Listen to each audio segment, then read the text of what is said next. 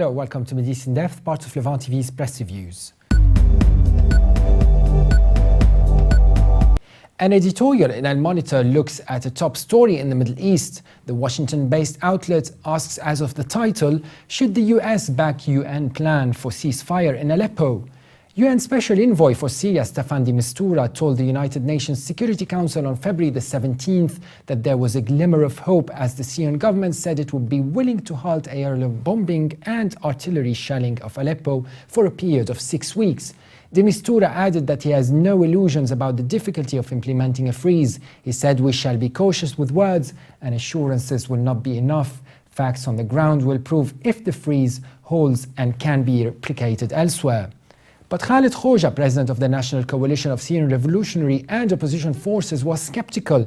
He said the past 4 years have revealed the regime's goal behind these local truces, which is to gain more time and escalate attacks on the rebel-held areas.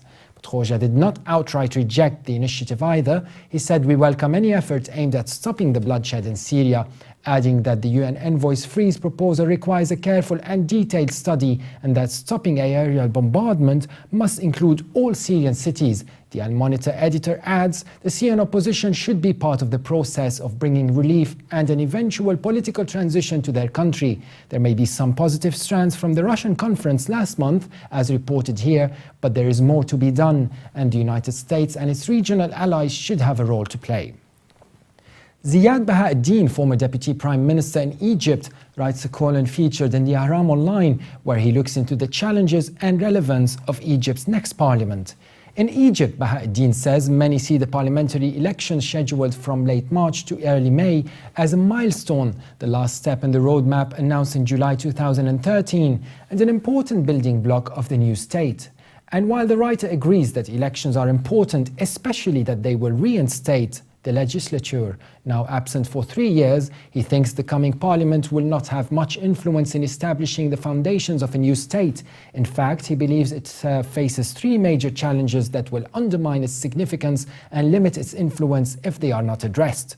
The writer then argues the next parliament will not contribute to the founding of a new state because this state has already reconstituted itself in the absence of a legislature, leaving little for the new assembly to do.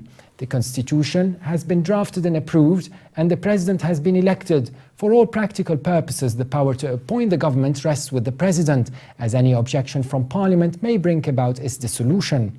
Bahaa-Eldin, who also has a PhD in financial law from London School of Economics, concludes, suggesting that the formation of a new assembly is a step forward because it will end the fruitless election debates of the last 2 years.